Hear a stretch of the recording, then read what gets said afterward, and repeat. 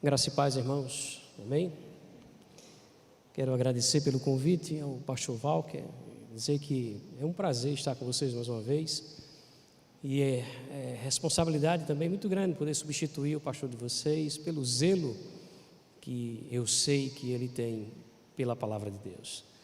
Quero convidar você a abrir as Escrituras na carta de Paulo aos Coríntios, na primeira carta de Paulo aos Coríntios.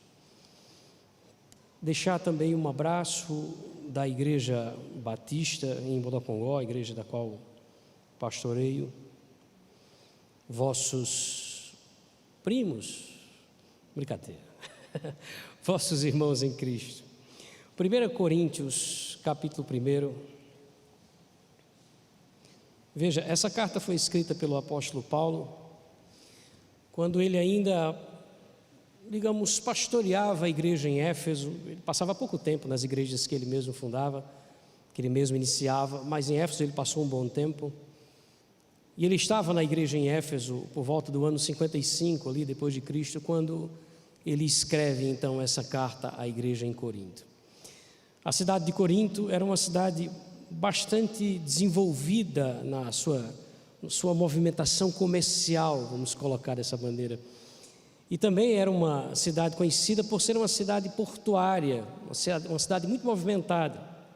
Só que, em compensação, por ser uma cidade portuária, a gente precisa entender que boa parte dessas cidades onde haviam os portos, também eram cidades conhecidas pela promiscuidade, por ser cidades imorais. E também a cidade de Corinto é também conhecida como um berço da idolatria também, pagã.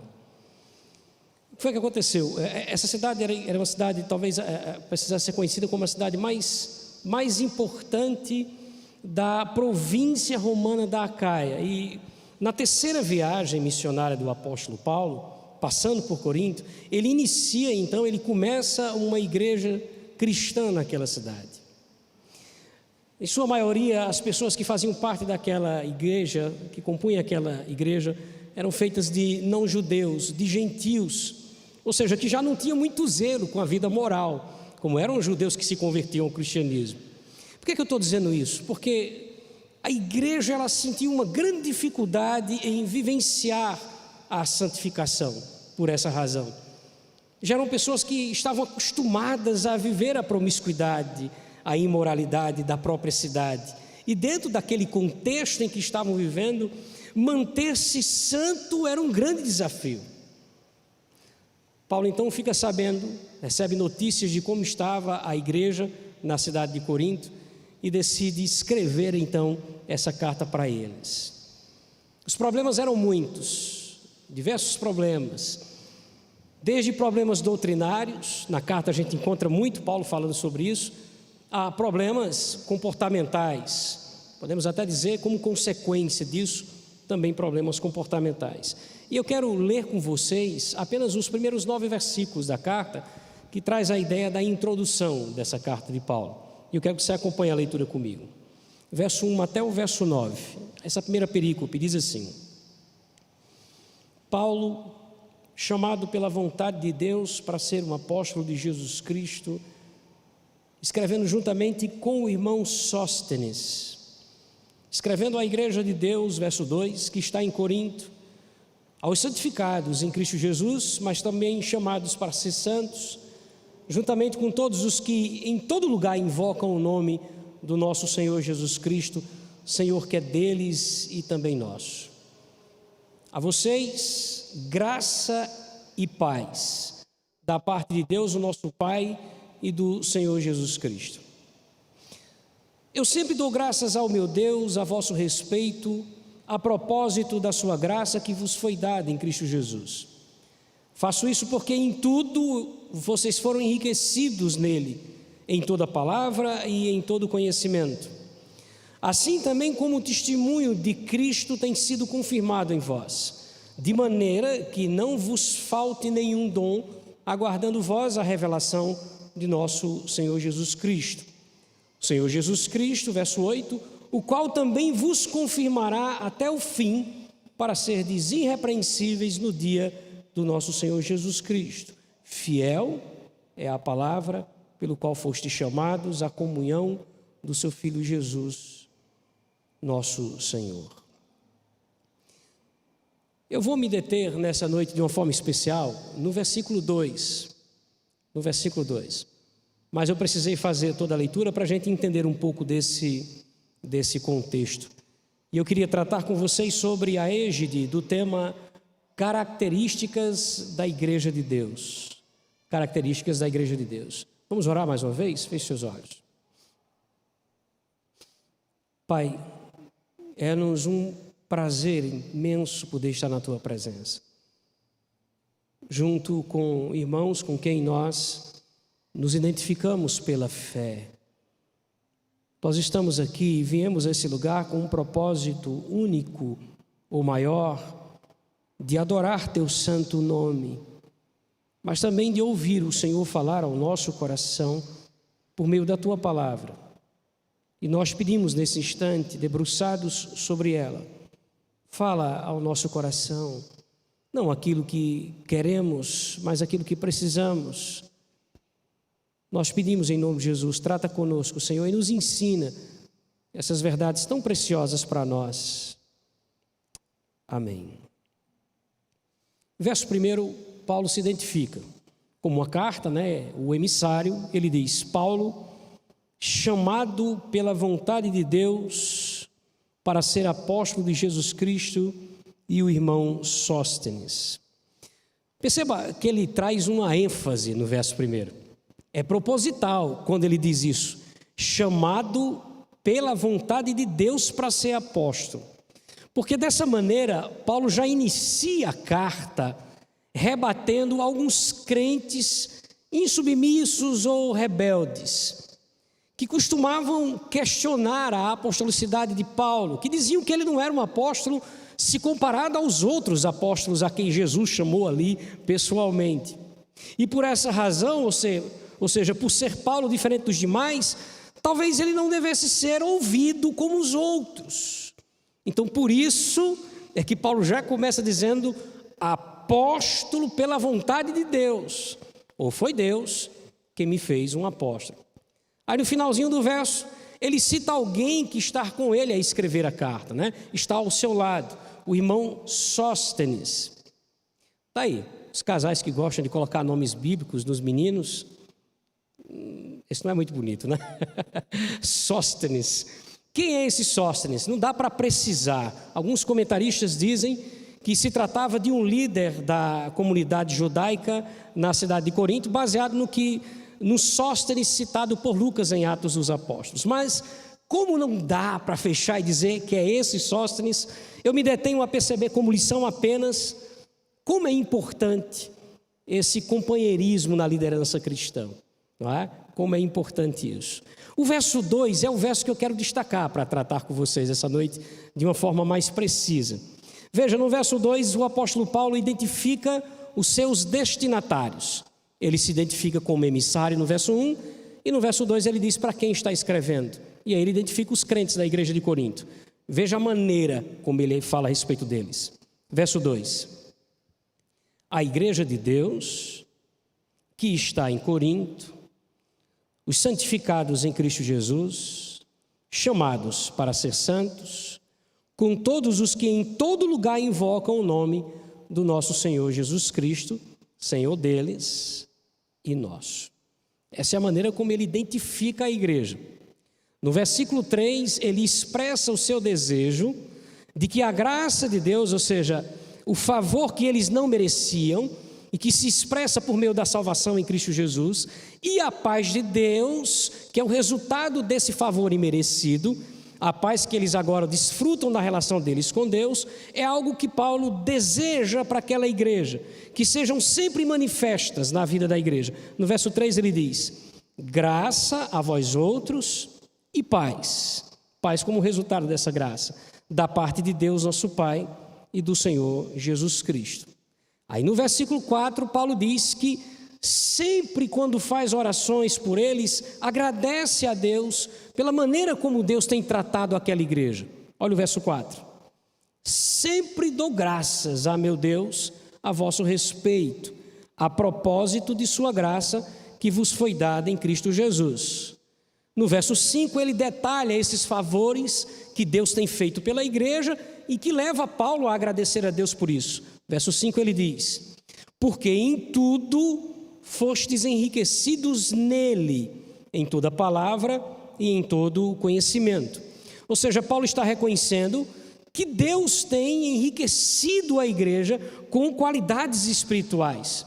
Ele diz: olha, quando eu oro por vocês, eu agradeço muito ao Senhor pelo que Ele tem feito e como Ele tem enriquecido vocês com essas qualificações ou qualidades espirituais. E Paulo, inclusive, reconhece que aquela igreja, e isso é que é interessante, mesmo sendo uma igreja cheia de falhas e defeitos, é uma igreja composta de verdadeiros crentes. Olha o verso 6. Assim como o testemunho de Cristo tem sido confirmado em vós. Que coisa, não é? Porque se você já leu a carta de Paulo aos Coríntios, as duas cartas, você sabe que essa era uma igreja muito difícil. Especialmente quando você compara a carta de Paulo aos Coríntios com, por exemplo, a carta de Paulo aos Filipenses. Não é? E você nota que era uma igreja cheia de falhas e de comportamentos que nos deixam assim boquiabertos. Como pode ser uma igreja cristã agindo dessa maneira? O que já nos faz entender que a igreja de Cristo, enquanto estiver aqui, é uma igreja imperfeita. Mas ele continua a descrição, e ele diz que a igreja em Corinto era uma igreja rica em dons espirituais e que aguardava ansiosamente a volta de Cristo. Olha o que diz o verso 7. De maneira que não vos falte nenhum dom, aguardando vós a revelação do nosso Senhor Jesus Cristo. E ele diz mais, que essa igreja poderia ter a certeza de uma coisa, de que Cristo é quem iria manter aqueles irmãos firmes e crentes até o fim, ou seja, até o dia da sua volta, onde aqueles irmãos de uma vez por todas seriam libertos de seus pecados e seriam tidos por Deus como irrepreensíveis. Verso 8: o qual também vos confirmará até o fim, para serdes irrepreensíveis no dia do nosso Senhor Jesus Cristo. E como é que eles poderiam ter certeza disso tudo? Confiando na fidelidade de Deus. Verso 9: fiel é Deus, pelo qual fostes chamados à comunhão de seu Filho Jesus Cristo, o nosso Senhor. É muito bonito, são muito bonitas essas palavras, essa introdução de Paulo. E o que é necessário a gente perceber assim, é que ela descreve o que seria uma realidade de toda a igreja. Se Paulo estivesse escrevendo para a igreja congregacional aqui, era exatamente isso que ele também diria. Porque eu não sei se você percebeu, mas essa descrição que ele faz é a descrição da igreja. Uma igreja que conta com a graça e a paz, no versículo 3, quando ele diz que esse é o desejo dele, que Deus continue abençoando a igreja com sua graça e, consequentemente, com sua paz. Quando ele diz que agradece a Deus, porque Deus tem enriquecido a sua igreja, no verso 4, no verso 5, é uma realidade também de toda a igreja local. Quando ele diz que é uma igreja que é composta de pessoas que são verdadeiramente crentes, no verso 6, isso também é uma verdade. Quando ele diz no verso 7 que é uma igreja que espera ansiosamente pela vinda de Cristo enquanto exerce os seus dons espirituais, é uma realidade também de toda a igreja. E quando ele fala no verso 8 que é uma igreja que pode contar com o Senhor, que vai, Ele e não nós, nos fazer perseverar até o fim, até chegar o dia em que na sua volta Ele vai nos livrar completamente dos pecados e nos tornar perfeitos. E a igreja deve confiar no Senhor, porque Ele é fiel, e é assim que ele encerra no verso 9. Mas a pergunta que nos fica, e é aqui que a gente é colocado dentro do verso 2, para pensar melhor somente sobre ele, é quem é de verdade essa igreja? Ou como ela se manifesta? Ou de que maneira nós podemos identificá-la? E aqui eu queria que você atentasse para o versículo 2, para que a gente focasse nele, nessa nossa breve devocional. Primeira coisa sobre essa igreja, da qual eu e você julgamos fazer parte, é que ela é a igreja de Deus. E é assim que ele começa no verso 2, perceba. A igreja de Deus. Meus irmãos, quando Jesus esteve aqui, em um momento ele perguntou aos seus apóstolos quem eles, os apóstolos, pensavam ser Jesus. Vocês lembram desse episódio? Ele havia perguntado o que é que o povo dizia a respeito dele, E as respostas que foram dadas eram sempre respostas erradas, ainda que respostas bonitas a respeito de Jesus, mas nenhuma delas falou a verdade a respeito deles. Aí Jesus se volta para os apóstolos e diz: e para vocês, quem eu sou? A Bíblia diz que nesse momento o apóstolo Pedro, representando os demais em suas respostas, ou seja, a resposta de Pedro é a resposta de todos, ele dá um passo à frente e diz: tu és o Cristo, o Filho do Deus vivo. Ao que Jesus encerra aquele diálogo dizendo que sobre aquela afirmação, ou seja, sobre essa fé de que é assim que ele é, ou é esse quem ele é, ele edificaria a sua igreja.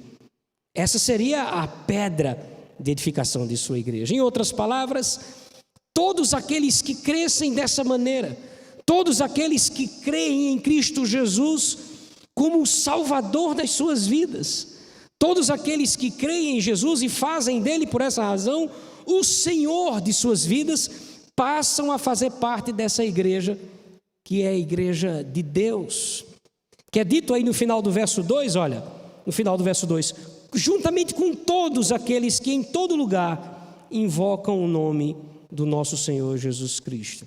Percebe?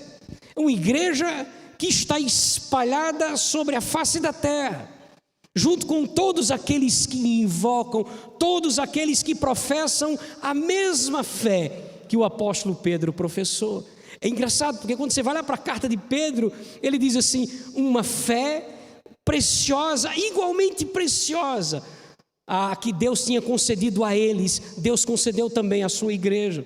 E essa igreja agora se encontra espalhada sobre a terra. Veja o que é dito sobre ela, por exemplo, em Apocalipse 7, verso 9. Não precisa se abrir, apenas ouça. Aqui é uma visão simbólica da igreja triunfante, da igreja que se encontra com Cristo nos céus. E ele diz assim, simbolicamente: depois dessas coisas, eu vi e eis uma grande multidão que ninguém podia contar, ninguém podia numerar, de todas as nações, tribos, povos e línguas. E eles estavam em pé diante do trono e diante do Cordeiro. Eles estavam vestidos de vestiduras brancas e com palmas nas mãos. É uma descrição simbólica, mas uma descrição precisa de uma quantidade inumerável, uma multidão. Ou seja, a igreja de Cristo, ela não cabe em um templo, ela não cabe em uma denominação. A igreja de Cristo é um mar de gente, é uma nação, e é assim que o apóstolo Pedro se refere a ela na sua carta. Na sua primeira carta, capítulo 2, verso 9, Pedro diz assim: vós, porém, sois raça eleita, sacerdócio real, nação santa, povo de propriedade exclusiva de Deus. Percebe? Uma inumerável multidão que creu em Cristo, que antes da sua chegada creram na promessa da sua vinda, a turma da primeira aliança, e que depois da sua chegada creram na promessa da sua volta. É uma multidão inumerável, incalculável. Queridos, o que a gente precisa entender quando percebe que essa igreja de Deus é inumerável, é que certamente todos os dias nós nos deparamos com pessoas as quais nós não conhecemos, que professam a mesmíssima fé preciosa que nós em Cristo Jesus. Dá para imaginar isso? Dá para imaginar isso? Você certamente já deve ter tido esse tipo de experiência, de viajar para determinado lugar, de estar em determinado lugar e escutar alguém conversar alguma coisa e dizer: esse é um cristão. É prazeroso isso, né? Às vezes a gente está assistindo televisão, alguma atividade, alguma coisa que está acontecendo, ou uma entrevista que seja, e de repente uma deixa, como a gente costuma dizer, né? Uma coisa só que alguém falou, diz, ele é um crente.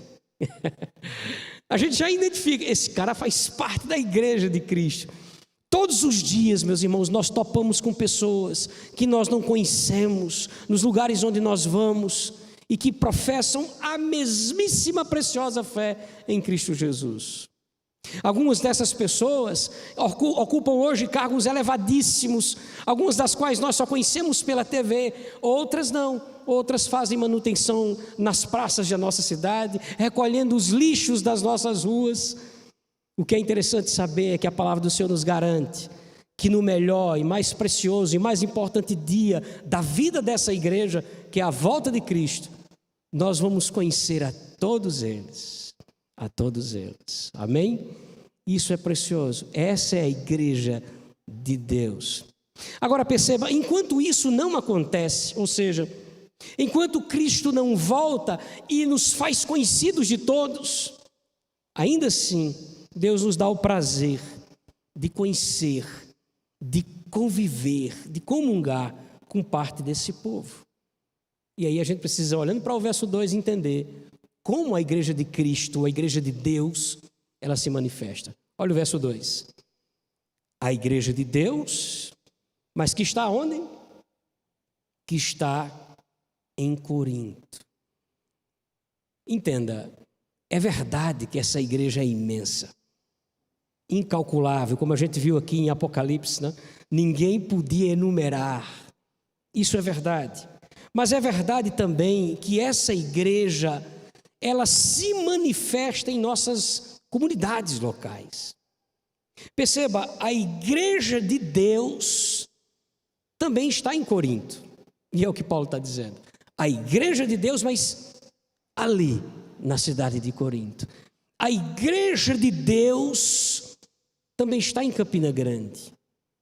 Nós estamos aqui eu estou aqui, especialmente, porque sou visitante entre vocês, eu estou diante de uma parte dessa igreja de Deus, que é imensa, que se espalha sobre a terra e que nós só teremos uma dimensão do tamanho dela quando Cristo voltar, que nos acomodar em si.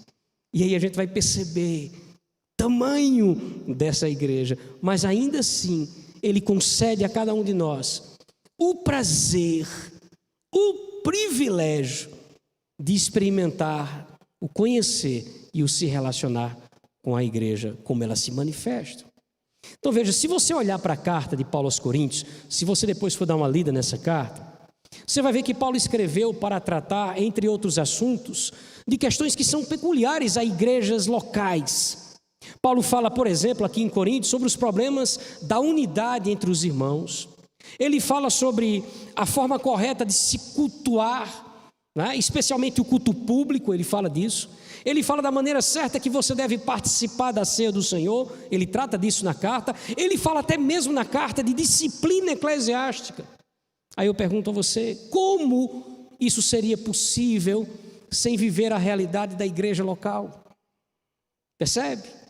Então a igreja de Deus que se espalha é também a igreja que se manifesta no local onde ela está. Como seria possível vivenciar todas essas orientações de Paulo específicas para a igreja local se não vivenciarmos essa experiência? E aqui, é claro, a gente pode imaginar o quão em pecado estão aqueles que vivenciam a experiência dos desigrejados em nossos dias. O autor da carta aos Hebreus já nos disse no capítulo 10, verso 25: não deixemos de congregar-nos como é costume de alguns. Antes, ou pelo contrário, façamos demonstrações, e tanto mais quanto vedes que o dia se aproxima. Então perceba, viver intensamente a relação ou as relações da igreja local faz parte da vontade de Deus para as nossas vidas. Mesmo, meus irmãos, com todos os desafios e as dificuldades que isso nos traz.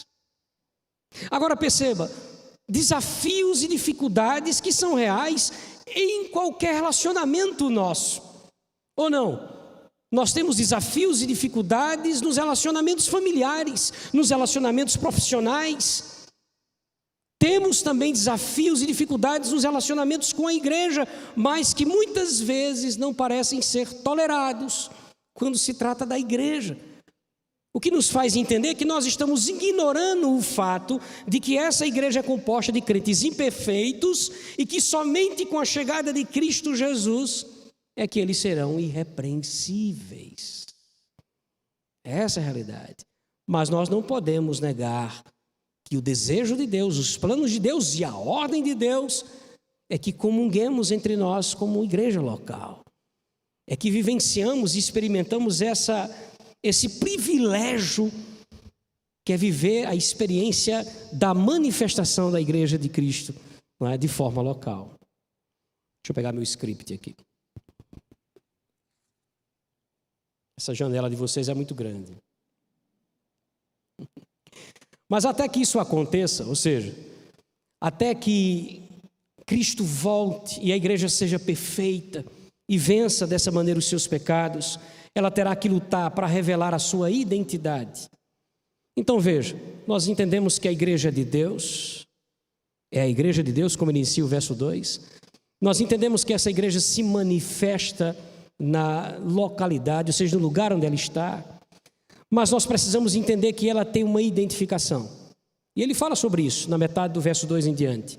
Olha o verso 2, ele diz: a igreja de Deus, que está em Corinto, e não é santa, a gente viu no sentido de ser perfeita, ela não é perfeita, ela não é irrepreensível, não é como se espera ainda, mas ela será. Mas até que isso aconteça, ela precisa lutar para revelar a sua identidade, como ele diz aí no finalzinho do verso, na metade do verso, aos santificados em Cristo Jesus. A gente está acostumado a ouvir a palavra santificação e pensar nela como um processo. E é um fato, é uma verdade.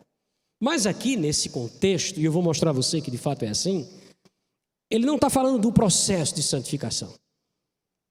Ele está falando de uma coisa que já é uma realidade.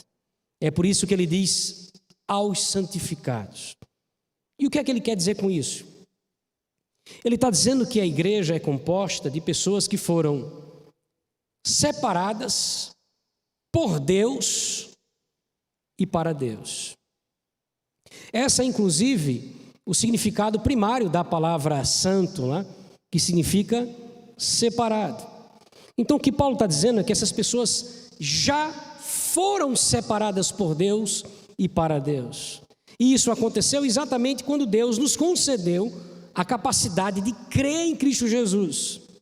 Ou seja, no momento em que nós ouvimos a palavra de Deus, até porque a palavra do Senhor diz que a fé vem pelo ouvir, e Ele abriu o nosso coração, Ele derramou sobre nós o seu Espírito, fazendo com que nós tivéssemos a capacidade de entender as palavras na ressurreição, porque isso é uma ressurreição espiritual. Paulo vai dizer aos Efésios que nós estávamos mortos em nossos delitos e pecados, mas quando o Espírito Santo de Deus é derramado ou soprado, pegando um gancho aqui lá em João 3, né, nas falas de Jesus, é soprado sobre nós como um vento, e nós somos ressuscitados espiritualmente e passamos a crer em Cristo. Naquele momento, nós somos separados por Deus e para Deus. Daí o termo santo. Daí ele dizer que a igreja é a igreja feita por santificados, pessoas que já foram separadas por Deus. Eu explicando isso na nossa igreja lá em Bodocongó, há alguns irmãos que têm muita dificuldade, e eu entendo claramente, de se achar santo, né? E eu expliquei: olha, você já é santo porque você já foi separado. Você entendeu que você foi separado? Entendi. Você concorda que na ressurreição espiritual, ou seja, na regeneração, Deus separou você para Ele? Concordo. Então você concorda que você já é santo? Santo ainda não, pastor. Meu Deus do céu. Ele não entendeu ainda. O momento que você foi separado, você já se torna santo. É por isso que Paulo diz, aos santificados. E como nesse momento você é unido a Cristo Jesus, é por isso que ele fala, aos santificados em Jesus Cristo. Então já é uma realidade. Ele está dizendo que a igreja tem essa identificação. É uma igreja feita por pessoas que foram separadas por Deus e para Deus. Mas, ainda assim, mesmo tendo sido separados por Deus na regeneração, essas pessoas darão início a um processo, e escute só para você entender a diferença disso, um processo onde são cada vez mais separados de uma vida que desagrada a Deus. E aí vem a santificação que nós conhecemos como um processo. Deu para entender a questão? Deu para entender a diferença? Veja o verso 2, e você vai ver que ele usa exatamente isso duas vezes. A igreja de Deus, nós já vimos, que está em Corinto, aos santificados em Cristo Jesus, chamados para ser santos. Mas como chamados se já são santificados? Santificados porque foram separados e chamados agora para vivenciar a experiência desse processo de separação. Você saiu desse contexto, mas agora está experimentando isso cada vez mais, por meio da relação com Deus, da instrução de Deus com sua palavra, da comunhão com Deus, da vida devocional. Ele vai tirando você, cada vez mais separando você. Esse é o processo chamado santificação. Então a igreja de Cristo Jesus é chamada para viver esse processo. Santos aqui, quando ele diz chamados para ser santos, como eu falei, no sentido de retidão, de justiça. Pessoas que buscam viver uma vida que agrada a Deus segundo a sua palavra. Homens e mulheres que foram separados por Deus na regeneração, mas que agora estão vivendo a santidade e buscam agradar ao Senhor todos os dias, por meio de sua vida. E só um detalhe para a gente não passar sem lembrar disso: santificação é um processo que não envolve apenas acertos, mas envolve também consertos. Porque a gente tem a impressão que santificação é quando eu acerto apenas, mas quando eu conserto, eu estou mostrando que estou vivendo também esse mesmo processo de santificação. Pois é um processo de mudança, de transformação.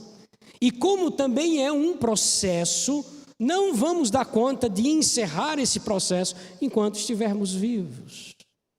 Ele vai até a morte. Ele vai até a morte. Eu não sei se eu já falei aqui na igreja, numa experiência que eu tive em minha igreja, de um membro, o membro mais antigo que nós tivemos na igreja, com 94 anos. Hoje nós temos uma mulher com 93. Mas alguns anos atrás nós tínhamos um irmão com 94 anos. Ele já era um crente de mais de 60 anos de conversão. Foi um policial aqui em Campina Grande. De vida muito dura, muito regrada e muito disciplinada.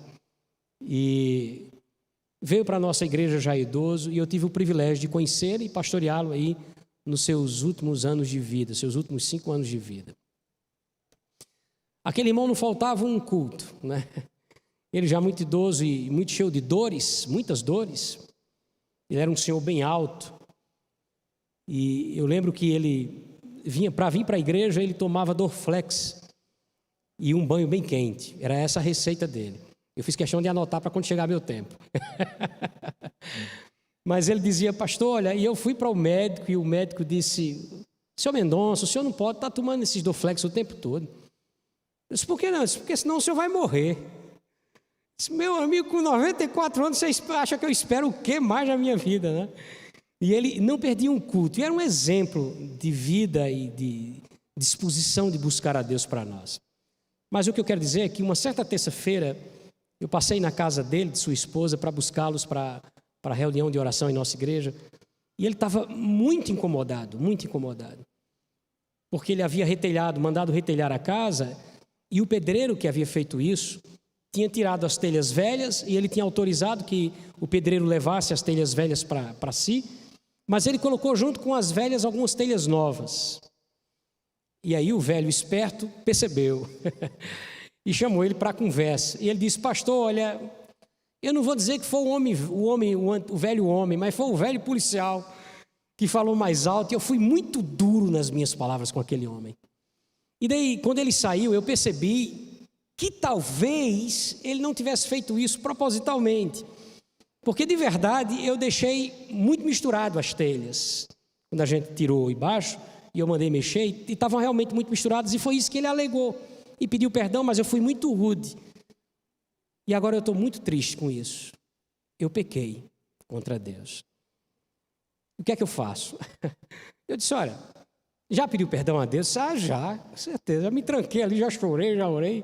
94 anos de idade. E a ele, já teve condições de ver? Ele disse: não, ele passa sempre aqui, todos os dias, que é um carroceiro, e ele também trabalha fazendo frete. Então, se você tiver a oportunidade, chame ele para conversar, peça perdão pelo que fez, e aproveite para dizer por que você se arrependeu, para que dessa maneira você envolva Cristo na sua conversa. Tá certo, pastor. Mas ele estava muito triste, muito abalado.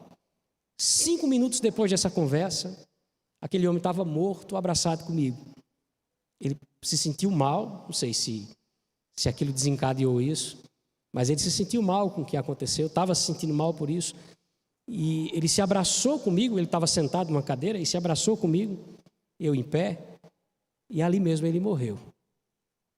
E o que é interessante pensar, eu agradeci a Deus pela oportunidade, como diz a esposa dele, morreu nos braços de quem amava, né? Segundo ele, amava muito seu pastor. Mas o que é legal da gente entender, colocando o texto na questão, é que esse processo de santidade, que é uma identificação da igreja, vai nos acompanhar durante toda a nossa vida. A última preocupação de um velho crente de 94 anos era agradar a Deus, percebe? Nunca vamos deixar de viver esse processo. E essa santificação, eu quero que você preste bem atenção nessas palavras, essa santificação é a única evidência real de conversão. Percebe? A única, não há nenhuma outra evidência que seja real. É claro que eu poderia e você também apontar coisas que caracterizam um cristão, mas evidência de que nós fomos transformados é somente por meio de santificação, que, como eu disse, não envolve apenas acertos, mas como me ensinou o velho Mendonça, envolve também consertos. Essas são as características da igreja, segundo o apóstolo Paulo traz aqui. Uma igreja que vai vivenciar, uma igreja que já é santificada em Cristo Jesus, porque foi separada por Deus e para Deus, mas uma igreja que vive esse processo todos os dias de separação, de descobrir na palavra de Deus qual é a sua vontade, de identificar na palavra de Deus os meus caminhos errados, para que eu possa endireitá-los, endireitar a minha vereda segundo os caminhos do próprio Deus. A igreja é a igreja que vive isso, que chora os próprios pecados, como Santo Agostinho, que se desesperava por entender que era pecador, mas que vive a alegria de entender que está vivendo um processo que um dia vai findar com a volta de Cristo Jesus. Esse grupo de crentes da igreja em Corinto, que Paulo identifica como os santificados em Cristo Jesus, aqueles que foram separados por Deus e para Deus na regeneração, que Paulo identifica como os que foram chamados para ser santos, chamados para viver essa experiência de mudança. Esse grupo agora, essa igreja, se une aos demais, que estão espalhados sobre todo o mundo, ou como diz o texto aqui, em todo lugar. Quem são estes? Aqueles que, como eles, professam Cristo Jesus como o Senhor de suas vidas, invocam a Cristo como seu Senhor. É assim que ele encerra o verso dizendo: com todos os que em todo lugar, e aí nós nos incluímos nisso, invocam o nome do nosso Senhor Jesus Cristo, Senhor deles e nosso. Essa é a igreja de Deus. Essa igreja, e somente essa igreja, somente esse grupo do qual você faz parte, e eu também, goza da graça e da paz de Deus, do verso 3. Somente essa igreja, ou somente esse grupo do qual nós fazemos parte, experimenta dos dons espirituais dos versos 4 a 7. Somente esse povo separado por Deus e para Deus e que sofre vivendo a santificação, pode ter a certeza de que Deus vai sustentá-los crentes até o fim, como ele disse no verso 8, até o dia em que ele vai voltar e nos fará perfeitos, alforriará a nossa alma da culpa e vai tirar de nós aquilo que mais nos dói, que é o nosso pecado, que mais nos constrange. Isso porque o Deus que nos chamou, como chamou os coríntios, ele é fiel para cumprir aquilo que promete. Como ele disse aí no versículo 9, fiel é Deus, pelo qual fostes chamados à comunhão do seu Filho Jesus Cristo, Senhor nosso, o nosso Senhor. Amém? Pois bem, meus irmãos, essa é a realidade. Se você faz parte dessa igreja, se você diz, olha, eu me identifico com isso, eu consigo me encontrar como alguém que experimentou da graça de Deus, desse favor imerecido de Deus, e que hoje desfruta da paz com Deus, de que hoje não é mais inimigo de Deus, mas que vive a relação com o Senhor. Como ele disse no verso 3. Se você é capaz de dizer, eu sou esse que faz parte dessa igreja, que como Paulo disse nos versos 4 e 5, é enriquecida pelo Senhor. É enriquecida pelas qualidades espirituais que Ele nos concede. Se você faz parte dessa igreja, que como ele disse no versículo 7, espera ansiosamente pela volta de Cristo Jesus, enquanto exercita os dons espirituais. Se você faz parte dessa igreja, que como ele disse no versículo 8, pode ter plena certeza de que não somos nós que estamos caminhando para o céu, é Ele que está nos conduzindo para lá. Lá no Salmo 23, a figura do pastor é dele, nós somos as ovelhas. Ou seja, é Ele quem nos leva para as águas de refrigério e os pastos verdejantes. Se você entende isso, segundo o versículo 8, você faz parte dessa igreja. E se você faz parte dessa igreja, agradeça intensamente ao Senhor, que lhe salvou por pura graça, por sua graça. E faça isso, ou seja, revele a sua gratidão e a sua identificação, olhando para esse verso 2, revele isso, sabe de que maneira? Vivendo intensamente a relação com a igreja local. Intensamente essa relação com a igreja local. Lutando juntos para mostrar ao mundo que já são santos, que Deus já os separou para Ele por meio da regeneração, mas também estão vivendo a cada dia esse processo de santificação, sem o qual ninguém verá a Deus. Que Deus os abençoe em Cristo Jesus. Que sejamos essa igreja, que experimentemos todas essas coisas, que possamos revelar a nossa gratidão a Deus por meio da nossa obediência, o nosso desejo de viver essas experiências que Paulo colocou aqui como sendo coisas que identificam a sua igreja. Vamos orar? Feche seus olhos. Você faz parte dessa igreja, como a igreja de Corinto? Igreja falha, cheia de defeitos, mas uma igreja que chora por santidade, que sofre, que reconhece a falha, que busca viver para a glória de Deus. Uma igreja que sente, por não ser perfeita, mas que almeja essa perfeição. Uma igreja que sabe que não está caminhando para o céu com sua própria vontade ou pelas suas próprias forças, mas que está sendo levado nos braços por esse Senhor que nos ama e que provou o seu amor morrendo por nós. Vamos orar.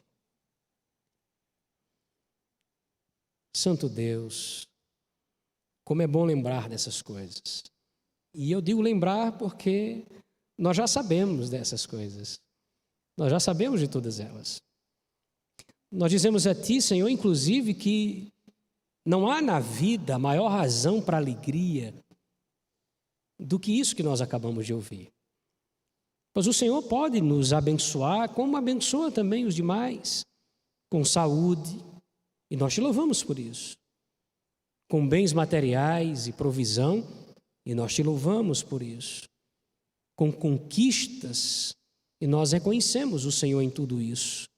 Mas, Senhor, o que pode se comparar ao fato de que nós fomos inseridos na Tua igreja, somos o Teu povo, no meio de tantos que foram chamados por graça, e que saíram do meio de tantos outros e muito mais, daqueles que são deixados em seu estado de pecado. Mas entre estes, a quem o Senhor chamou pelo nome como ovelhas, estamos nós. A nós o Senhor nos deu a graça de fazer parte da Tua igreja invisível e de experimentar a manifestação dela no visível, na igreja local, no desafio, ó Deus, das relações entre nós como cristãos. E nós Te louvamos por isso, mais do que qualquer outra coisa, pois não há nada em nossa vida, se de fato entendamos o que o Senhor fez por nós, não há nada em nossa vida que se compare a isso. Nada em nossa vida que se compare ao prazer e ao privilégio de saber que Deus, soberano sobre todas as coisas, se inclina para ouvir os louvores de Tua igreja e as orações do Teu povo. Deus querido, se há algo que podemos e devemos pedir ao Senhor nessa oração, que é extremamente de gratidão, é que o Senhor nos ajude como santos que já somos, pois fomos santificados na regeneração, a viver esse processo de santificação para o louvor da Tua glória. Não para nosso envaidecimento, mas para o louvor da Tua glória. Para que os homens olhem a nossa vida e glorifiquem o Teu nome.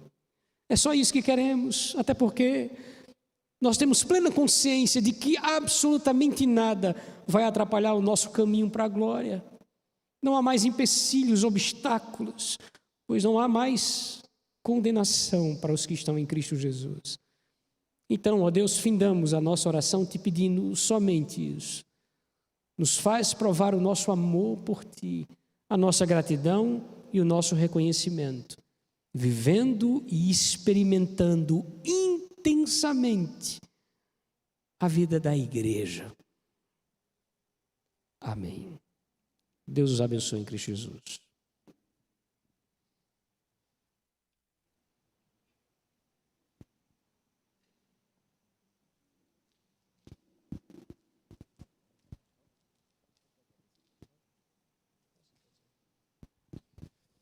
O pastor vai ministrar a bênção apostólica. Peço aos irmãos que aguardem para a gente dar alguns avisos. Tá bom? Que a graça e o amor do Senhor Jesus Cristo, que as ricas e as doces consolações oriundas do Espírito Santo de Deus, que o perdão e a misericórdia do Senhor sejam coisas que nos acompanhem todos os dias da nossa vida, e enquanto vida o Senhor aqui ainda nos conceder, até o nosso último domingo nesse lugar. Amém.